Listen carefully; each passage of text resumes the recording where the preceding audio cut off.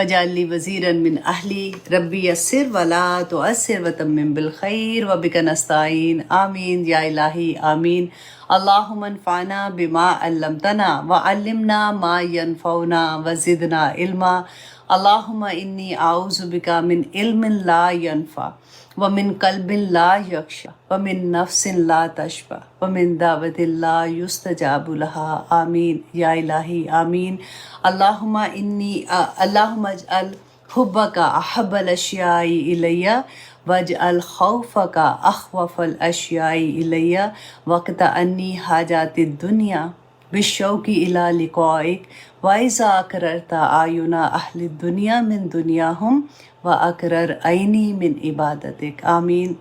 या इलाही आमीन। दुआ किया करें, ये दुआ बहुत इम्पॉर्टेंट है कि अल्लाह सुब्हानहू व तआला मुझे अपनी मोहब्बत हर चीज़ की मोहब्बत से ज़्यादा अता कर दे और अपना खौफ भी मुझे हर चीज़ के खौफ से ज़्यादा अता कर दे। और या पाक परवरदिगार मुझे अपनी मुलाकात का शौक़ हर चीज़, क्योंकि दुनिया की मोहब्बत होती है ना तो बंदा उसमें मसरूफ़ हो जाता है, तो अल्लाह सुब्हानहू व तआला मुझे उस दुनिया की मोहब्बत से काट दे, अलहदा कर दे और अपनी मुलाकात के शौक़ में मसरूफ़ कर दे। और फिर इतनी प्यारी बात है कि अल्लाह सुब्हानहू व तआला जब तो दुनिया वालों के दिल का सुकून उनकी दुनिया में रखे, तो मेरे दिल का सुकून अल्लाह सुब्हानहू व तआला अपनी इबादत में रख देना। आमीन सुम्मा आमीन। बहुत प्यारी प्यारी दुआएं होती हैं। अल्लाह सुब्हानहू व तआला से तौफीक मांगा करें। और जब आप याद करना शुरू करते हैं ना,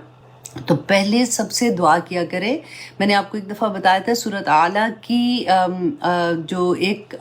आया थी सनुक़रियु का फ़ला तंसा, अल्लाह सुब्हानहू व तआला ने रसूलुल्लाह सल्लल्लाहु अलैहि वसल्लम से फरमाया था ना। तो बस ऐसे ही मैंने जब ये मेमोराइज़ करना शुरू किया था तो मुझे ये लगता था कि याद नहीं रहता। अक्सर हम लोग यही कंप्लेन करते हैं कि भूल जाता है। तो मैंने जब ये देखा, मैंने कहा कि अल्लाह सुब्हानहू व तआला रसूलुल्लाह सल्लल्लाहु अलैहि वसल्लम से कह रहे हैं, तो रसूलुल्लाह की तो हर बात हमारे लिए है ना, कि आगे अल्लाह सुब्हानहू व तआला हमें भी यही बता रहे हैं कि अगर तुम याद करोगे तो हम अल्लाह से दुआ करते हैं कि या पाक परवरदिगार जैसे आपने रसूलुल्लाह से ये कहा था, और वो सारा जो भी अल्लाह सुब्हानहू व तआला के अहकामात थे और जो कुरान था, जो हदीस ऐसी थी जो अल्लाह सुब्हानहू व तआला ने बयान की, उनको सभी याद हो गया था ना। इसी तरह से बस हमें भी याद करवा दे। सनुक़रियु का फ़ला तंसा, ये सूरत आला में जाके आप देख सकते हैं। तहज्जुद में भी ये पढ़ते हैं ना, नमाज ये सूरा पढ़ते हैं हम वितर में, तो ये वही सूरा है। पहले 7 टाइम्स आप पढ़ के फिर उसके बाद आप जब भी कोई दुआ याद करेंगे तो आपको इंशाल्लाह बहुत जल्द याद हो जाएगी और आप उसको एंजॉय भी करेंगे। तो इसी तरह से इंशाल्लाह नेक्स्ट क्लास में मैं आपको एक और दुआ भी याद करवाऊंगी। ये वाली दुआ भी मैं सोच रही थी कि मैं एक छोटी सी वीडियो बना दूंगी आपको, ताकि वो जल्दी जल्दी, जैसे होता है ना कि 3 मिनट की 2 मिनट की वीडियो होती है तो आप जल्दी जल्दी से उसको देख के उसको याद कर लेते हैं। तो इंशाल्लाह this is my next project. और इससे पहले जनाब हम अपनी क्लास शुरू करें, मेरी एक स्टूडेंट थी शुगुफ्ता, उनके लिए मैं थोड़ा सा कुछ कहना चाहूँगी कि उनकी बेटी जो है, उन्होंने मारिया की वो स्टूडेंट थी, तो उनके थ्रू मुझे मैसेज आया था कि वो ऐसी स्टूडेंट थी कि जब वो बहुत बीमार हो गई थी तो उनकी बेटी कहती हैं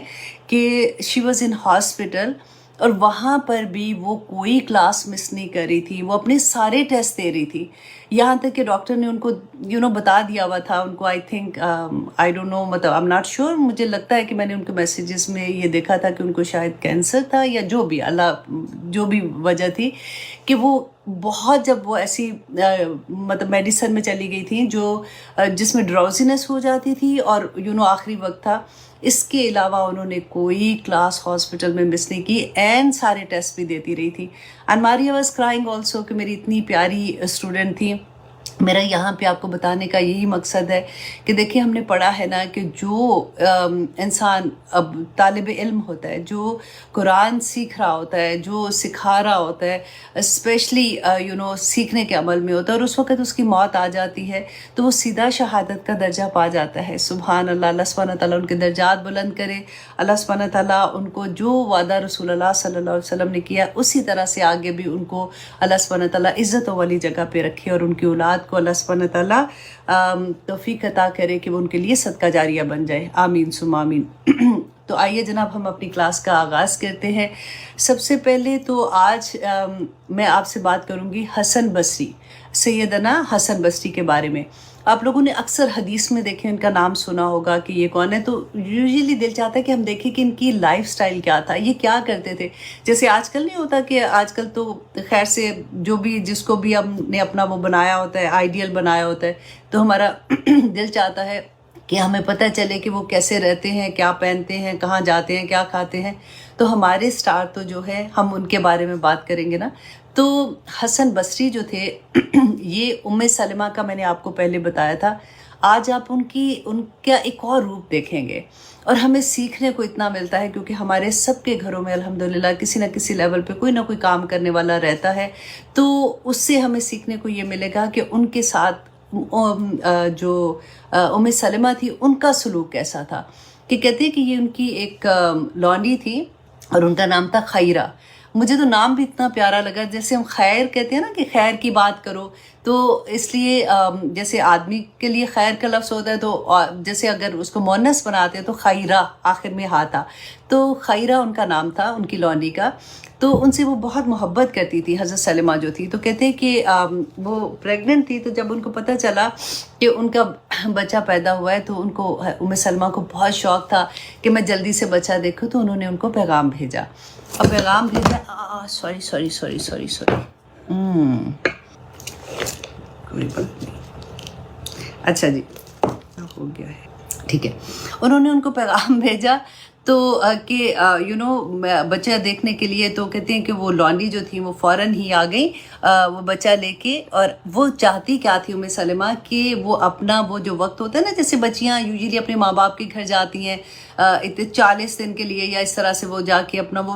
پنجابی میں کہتے ہیں نا چھلا کاٹنے جاتے ہیں سم تھنگ. تو اس طرح سے کہ ام سلمہ چاہتی تھی کہ ان کی لونڈی یہ وقت ان کے پاس گزارے. تو انہوں نے اس کو بلایا. جب وہ آئی تو انہوں نے دیکھا اتنا پیارا بچہ ہے ان کی گود میں. تو انہوں نے پوچھا کہ تم نے اس کا نام کیا رکھا ہے؟ تو انہوں نے کہا کہ میں نے اس کا نام ابھی نہیں رکھا، میں نے آپ پہ چھوڑا ہے. تو پھر ام سلمہ نے ہی ان کا نام حسن رکھا تھا. تو کہتے ہیں کہ نہ صرف ام سلمہ کے گھر میں یہ خوشی تھی، بلکہ زید بن حارث کے گھر میں بھی اتنی ہی خوشی تھی، کیونکہ ان کے فادر جو تھے نا، اب یہ جو بچہ پیدا ہوا ہے جس کا نام حسن رکھا تھا، جن کو حسن بصری کہتے ہیں، ان کے فادر جو تھے یہ زید بن ثابت کے غلام تھے. تو وہ بھی ان کو بہت محبت کرتے تھے. اب دیکھو غلاموں کی محبتیں کیسی تھیں کہ ان کو کہتے ہیں کہ اتنی محبت کے ساتھ پالا. اور پھر دیکھیں ان کے بچے پھر کس مقام پہ پہنچے ہیں نا. تو یہاں سے ہمیں کیا سبق ملتا ہے کہ اگر ہم کسی ایک کی زندگی، ان لوگوں کی زندگیوں میں سے، کیونکہ ہمارے گھروں میں کام کرنے والے ہوتے ہیں، ان کے بچے بھی تو اسکول جاتے ہیں، تو اگر ہم ان کی ذمہ داری اس طرح سے لے لیں جیسے ہم اپنے بچوں کا خیال رکھتے ہیں کہ ان کی اسکول جانے کی عمر ہے، ان کی فیس پے ہو رہی ہے کہ نہیں، وہ ہوم ورک کر رہے ہیں کہ نہیں، وہ اسکول جا رہے ہیں کہ نہیں، تو آپ دیکھیں کہ کتنی بڑی خیر دنیا میں آ سکتی ہے. مجھے یاد ہے میرے جو ہسبینڈ ہیں ان کے دادا نے ایک بچہ، وہ کہتے ہیں کہ گھر میں کام کرنے والی تھی، تو جب بچے اسکول جاتے تھے نا تو اس کو شوق ہوتا تھا، تو اس کو بھی گاڑی میں بٹھا لیتے تھے کہ چل چل آجا آجا. تو اس کو بھی داخل کرا دیا انہوں نے ساتھ ہی، اور وہی بچوں کے ساتھ وہ ادھر ادھر پھرتا پھراتا وہی پڑھتا رہا. اس زمانے کی بات میں آپ کو بتا رہی ہوں. تو وہ جب ماشاءاللہ وہ اتنا لائق ہوا کہ وہ پھر پائلٹ بنا. اور پھر اس ایک بچے نے اپنی پوری زندگی، فیملی کی جو زندگی تھی، جو اس کی بہنیں سٹل کام کر رہی تھی ادھر ادھر لوگوں کے گھروں میں، لیکن اس کی وجہ سے پھر اس کا اپنا خاندان اور پھر اس کے خاندان کے بچے جو ہے وہ پڑھنا لکھنا شروع ہو گئے اور پورے خاندان کے حالات بدل گئے. ابھی میں ریسنٹلی پاکستان جب گئی تھی، یہ میں نے آپ سے پہلے بھی شیئر کیا، یہ باتیں بہت ضروری ہوتی ہیں، اس سے موٹیویشن ملتا ہے، کیونکہ ہمارے گھروں میں یہ کچھ ہے، ہم جانتے ہیں، ہمارے گھروں میں کام والے ہوتے ہیں، تو پھر ہمارا بھی دل چاہتا ہے کہ اگر کوئی اور اتنی خیر کا کام کرے تو ہم کیوں پیچھے رہ جائیں. اگر ہم پاکستان میں نہیں ہیں، ہم باہر ہیں، تو پاکستان میں جو بھی ہمارے امی کے گھر میں، ہمارے بہن بھائیوں کے گھر میں جو کام والے ہیں، ہم ان کا بھی پوچھ سکتے ہیں کہ ان کے کتنے بچے ہیں، وہ کیا کر رہے ہیں، وہ اسکول جا رہے ہیں کہ نہیں. تو ان کے گھر میں جب میں گئی تو میں اتنا، ہم جیسے فارمل میں بٹھا دیتے ہیں نا، گیسٹ تو وہیں بیٹھے ہوتے ہیں، تو ایک اتنا پیارا سا بچہ نا ایک چیئر پہ بیٹھا ہوا، تو وہ فون لے کے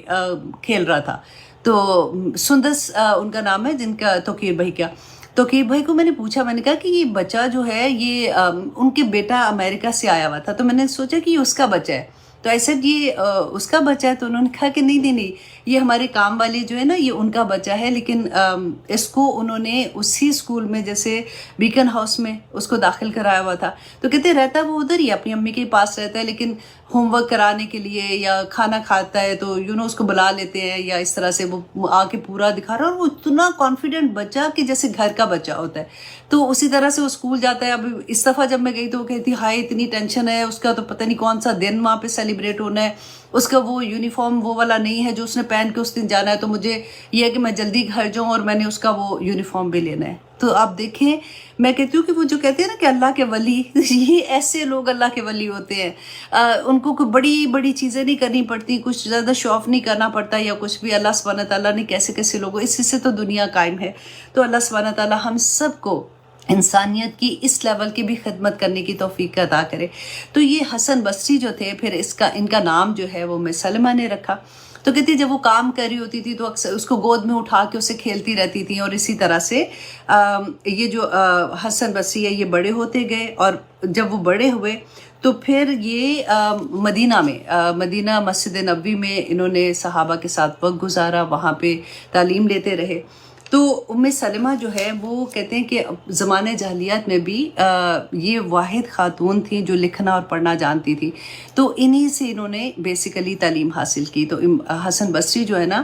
یہ بیٹھتے تھے، حضرت ابوبکر صدیق، حضرت عمر اور ان کے حضرت عثمان، ان کی کمپنی میں یہ ہوتے تھے، اور حضرت علی سے ان کو اتنی محبت تھی کہ انہی کے ہو کے رہ گئے تھے۔ وہ جو کہتے ہیں نا کہ اخلاق سیکھنا اور تدبر کی مطلب کیا معنی ہے، کیسے بات کرنے کا، وہ سارا انہوں نے حضرت علی سے ہی لیا تھا، وہ سارا وقت ان کے اراؤنڈ رہتے تھے۔ تو کہتے ہیں کہ یہ جب بڑے ہوئے تھے تو مسجد نبوی میں جو کبائر صحابہ تھے ان کے یہ شاگرد ہوئے، اور ان میں حضرت انس بن مالک، حضرت موسیٰ اشعری، حضرت عثمان، حضرت علی، حضرت عبداللہ بن عمر، جابر بن عبداللہ جیسے جلیل القدر صحابی جو تھے، ان سے یہ انہوں نے احادیث بھی ان سے روایت کی ہیں۔ تو اس کے بعد کہتے جب جو 14 سال کے ہوئے تھے تو ان کی جو مدر تھی، کیونکہ وہ بصرہ کی تھی، تو یہ واپس وہ اپنے گھر گئے، تو یہ اپنے ڈیفینیٹلی پیرنٹس کے ساتھ چلے گئے، تو بصرہ میں جا کے انہوں نے عبداللہ بن عباس ان کے یہ شاگرد ہوئے، تو وہاں سے انہوں نے تفسیر کا اور حدیث کا اور تجوید کا علم حاصل کیا۔ اب یہ بڑے ہو رہے تھے تو کہتے اتنے یہ پاپولر ہو گئے کہ ان کے بغیر جیسے ہوتا ہے نا کہ کوئی محفل، دین کی محفل کمپلیٹ ہی نہیں ہوتی تھی، ان کو لوگوں نے اتنی محبت دی، اور پھر انہوں نے علم پھیلانا شروع کر دیا۔ تو ان کی علمی قابلیت کی وجہ سے لوگ ان کو دیوانہ وار محبت کرتے تھے۔ اب جب حجاج بن یوسف عراق کا گورنر بن کے آیا تو اس نے اپنے دور میں ظلم و ستم کی انتہا کر دی، تو سیدنا حسن بصری ان چند لوگوں میں سے تھے جو اس کا ڈٹ کر جنہوں نے مقابلہ کیا۔ حجاج بن یوسف کے بارے میں ایک بڑا خوبصورت قصہ بھی آتا ہے کہ اس نے کیا، حجاج بن یوسف کا معاملہ جب آپ پڑھیں گے نا بہت ظالم تھا۔ تو اب اس زمانے میں ظلم، کیونکہ اب آپ بھی آج کل دیکھیں کہ کوئی زبان کھولتا ہے نا تو ڈر ہوتا ہے پاکستان میں کہ تم ایسی بات کرو گے تو پولیس والے پکڑ کے لے جائیں گے، اور پھر وہ جیسے تشدد کرتے ہیں، جیسے مارتے ہیں، تو لوگوں کی ہمتیں ٹوٹتی جاتی ہیں ایسے معاملات میں آ کے۔ تو یہ نہیں ڈرتے تھے۔ اچھا، اب ان کو نا کہتے ہیں کہ حجاج بن یوسف نے کیا کیا، شہر کے وسط میں ایک بڑا سا محل جیسے تعمیر کراتے ہیں نا، تو گھر بنایا، اور پھر شہر کے بڑے بڑے لوگوں کو اس نے انوائٹ کیا کہ آ کے وہ دیکھیں اور اس کی تعریف کریں، اس کی آرائش و زبائش دیکھیں کہ کیسی ہے۔ تو انہوں نے سوچا کہ حسن بصری جو ہے، انہوں نے سوچا رحمہ اللہ علیہ کہ دس از دا گولڈن چانس کہ میں اس وقت لوگوں کو دنیا کی محبت اور آخرت کی محبت کے بارے میں اس کا ڈفرینس بتا سکوں گا، کیونکہ اس وقت لوگ ایکچولی اس سچویشن میں ہوتے ہیں جس وقت وہ دیکھ رہے ہوں گے یا کچھ بھی۔ تو کہتے ہیں کہ جب یہ گئے ہیں وہاں پہ، یہ سوچ کے گئے، تو انہوں نے پھر لوگوں کو جھنجھوڑتے ہوئے کہا کہ ہمیں یہ معلوم ہے کہ فرعون نے اس سے بھی زیادہ خوبصورت اور عالیشان محلات تعمیر کیے تھے، لیکن اللہ نے فرعون کو ہلاک کر دیا اور اس کے محلات کو تباہ کر دیا۔ کاش کہ یہ حجاج کو معلوم ہو جائے کہ آسمان والا اس سے ناراض ہے اور زمین والے اس کو دھوکہ دے رہے ہیں۔ کتنا پیارا سینٹنس ہے کہ زمین والے تو اس کے ڈر کے مارے اس کی تعریفیں کر رہے ہیں، واہ واہ کر رہے ہیں، سب کچھ کر رہے ہیں، تو اللہ سبحانہ تعالیٰ تو اس سے ناراض ہے اس بات پہ۔ وہ پورے جوش و خروش اور ولولے کے ساتھ بول رہے تھے، کہتے الفاظ جو تھے وہ تیروں کی طرح اس کے منہ سے نکل رہے تھے، کچھ لوگوں نے حجاج کے ظالمانہ فطرت کی وجہ سے یہ کہا کہ اب بس کریں، کیونکہ ایسا نہ ہو کہ یہی باتیں آپ کو ہلاکت میں ڈال دیں۔ بالکل آج کی سچویشن بھی آپ دیکھ لیں کہ وہی سینٹنس نہیں لگتے۔ ہم کہتے ہیں جی زمانہ بدل گیا، کوئی نہیں بدلا۔ آنیسٹلی بات وہ جیسے رسول اللہ نے فرمایا تھا نا کہ آخری وقت ایسا آئے گا کہ حرام کا لوگ نام چینج کر کے، اس کے لیبل چینج کر کے حلال بنانے کی کوشش کریں گے۔ وہی باتیں آج بھی ہیں کہ چیزیں نام بدل گئے ہیں، جگہ بدل گئی ہیں، لیکن حالات بالکل ویسے کے ویسے ہیں۔ اور کہتے ہیں کہ حسن بصری نے اس نیک دل انسان کو کہا، اب یہ غور کریں کیونکہ آپ میں سے ہر کوئی داعی دین ہے نا اور سیکھ رہا ہے، قرآن کا علم حاصل کر رہا ہے۔ تو حسن بصری نے کہا کہ میرے بھائی، اللہ نے اہل علم کو یہ عہد لیا ہے کہ وہ ظلم پر بغیر کسی خوف کے قسط مطلب انصاف پر قائم رہیں گے اور حق کا پرچار کریں گے، کہ جہاں پر وہ دیکھیں گے وہاں پہ حق کی بات کریں گے اور وہ ڈریں گے نہیں حق کی بات کرنے سے۔ دوسرے روز جب حجاج جو ہے وہ اپنے گورنر ہاؤس میں آیا تو سخت غصے میں تھا، اس کو پتہ چل گیا تھا، اور آ کے لوگوں کو کہا بزدلو، مطلب سخت غصے میں کہا کہ تم جو غلام در غلام ہے وہ میرے بارے میں ایسی بات کرتا رہا، تم سنتے رہے ہو، تم سب یہاں سے دفع ہو جو، یہاں سے نکل جو، مطلب غصے کے مارے اس کا برا حال تھا۔ تو اس نے کہا کہ اللہ کی قسم میں یہ کہتا ہوں کہ میں آپ سب کو اس کا خون پلا کے رہوں گا۔ اور اس نے حکم دیا کہ چمڑا اور تلوار و چمڑا لے کے آؤ، اور اس نے جو پولیس والے تھے اس کو حکم دیا کہ جا کے وہ اس کو حسن بصری کو وہ پکڑ کے لے کے آئے۔ کہتے پولیس تھوڑی ہی دیر میں حسن بصری کو پکڑ کے لے آئی، اور منظر بھی بہت خوفناک تھا، ہر طرف دہشت طاری تھی، ہر شخص ڈرا ہوا تھا، ان کا دل کانپ رہا تھا۔ اتنے میں پولیس جب حسن بصری کو لے کے آتی ہیں تو انہوں نے تلوار کو اور چمڑے کو دیکھا اور جلاد کو دیکھا، تو کہتے ہیں کہ زیر لب مسکرائے اور کچھ پڑھنا شروع کیا۔ اب جنہوں نے ہسٹری لکھی ہے نا وہ بتا رہے ہیں کہ وہ ان کے لب ہل رہے تھے کہ پتہ چل رہا تھا کہ کچھ پڑھ رہے ہیں، اور انہوں نے کچھ پڑھنا شروع کیا۔ کہتے ہیں اتنے میں ہم نے دیکھا کہ پہلے تو اتنی دہشت تھی کہ ایک دم سے نا حجاج جو ہے اس کا چہرہ جو ہے وہ اس کا جیسے رنگ نہیں بدل جاتا کہ مطلب وہ نرمی جیسے اس کے چہرے پہ آ جاتی ہے، اور یہ جو داخل ہوتے ہیں تو کہتے ہیں کہ وہ مومن کا جلال جو ہے، میں یہ پڑھی تھی مومن کا جلال، تو مجھے ڈاکٹر اسرار صاحب یاد آ گئے کہ جب میں بہت سالوں پہلے کی بات ہے، بہت سالوں پہلے کی، میرا خیال آئی واز ان کالج، تو میں ان کو نہیں سنتی تھی، جیسے ہی نظر آتے تھے نا تو لگتا تھا ہوئے اتنا ڈانٹ رہے ہیں، لیکن بعد میں جب خود سے علم لینا شروع کیا، علم سے محبت ہوئی، جاننا شروع کیا، تو تب اتنی محبت آتی تھی کہ وہ جیسے کہتے ہیں نا پکا سچا مومن، جو وہ بات کرے ہیں نا وہ لپیٹی بات نہیں کرتے تھے، سیدھی بات کر رہے ہیں، اور وہ بالکل حق بات ہوتی تھی، جیسے پھر وہ دل پہ جا کے اترتی تھی، اور پہلے انہی سے خوف آتا تھا۔ تو جب میں یہ پڑھ رہی تھی کہ حجاج کے سامنے جب وہ داخل ہوتے ہیں، آتے ہیں وہاں پہ گورنر ہاؤس میں، تو ان کے چہرے پر مومن کا جلال ہوتا ہے، مسلمان کی شان و شوکت اور مبلغ کی آن بان کا عکس ظاہر ہوتا ہے۔ اب آپ سارے مبلغ ہیں، آپ دیکھ لیں کہ آپ کا پرسنالٹی کیسی ہونی چاہیے۔ جب آپ لوگوں کے سامنے جائیں تو آپ کو دیکھ کے کسی کو لگے کہ یہ اللہ والے لوگ ہیں، اور آپ کی شان جیسے ایسا نہیں ہوتا، اکڑنا نہیں اس کا مطلب ہے کہ اکڑ رہے ہیں یا کچھ کر رہے ہیں، وہ تو مومن تو اتنا نرم دل ہوتا ہے جس کی کوئی حد نہیں، لیکن اس کی پرسنالٹی، اس کی بات کرنے کا طریقہ آئیں بائیں شائیں والا نہیں ہوتا، وہ پکی ٹھکی ہوئی بات جیسے کرنے والا ہوتا ہے۔ تو کہتے ہیں حجاج نے اس کو انہوں نے دیکھا، اس پر ہیبت طاری ہو گئی، غصہ ختم ہو گیا، اور اس نے دھیمی آواز میں ان کو کہا کہ ابو سعید میرے ساتھ آ کے بیٹھیں۔ اور جب وہ ان کے ساتھ بیٹھے تو ان کے ساتھ باتیں کرتے کرتے کوئی شرعی مسئلے جیسے ہیں وہ ان سے دینی مسائل پوچھنے لگے، اور حجاج بن یوسف جیسے وہ پوچھ رہے تھے تو یہ بہت اچھے طریقے سے ان کو اس کا جواب دے رہے تھے۔ تو پھر انہوں نے کیا کہا، کہتے وہ اتنا امپریس ہوئے ان سے کہ آخر میں انہوں نے قیمتی عطر منگوایا، اور عطر ان کی داڑھی پہ لگا کے نا تو پیار سے جیسے کہتے خوشبو ایک عزت کا مقام جیسے دیتے ہیں، لگا کر ان کو رخصت کیا۔ کہتے جیسے حجاج بن یوسف بھائی جا رہے تھے تو ان کا ایک دربان ان کے پیچھے گیا، اور انہوں نے جا کے کہا کہ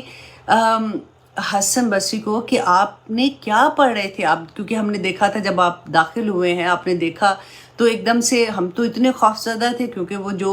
اس نے کہا تھا کہ آپ کے ساتھ کرنے والا تھا۔ تو حسن بصری نے کیا دعا مانگی تھی؟ اب دیکھیں میں جیسے آپ کو کہتی ہوں نا کہ اگر نہیں عربی میں دعا آتی تو کوئی بات نہیں، آپ اردو میں دعا مانگے، کیونکہ اردو ہماری زبان ہے نا، تو جب ہم اردو میں مانگتے ہیں تو وہ دل کی گہرائیوں سے دعا نکلتی ہے۔ انہوں نے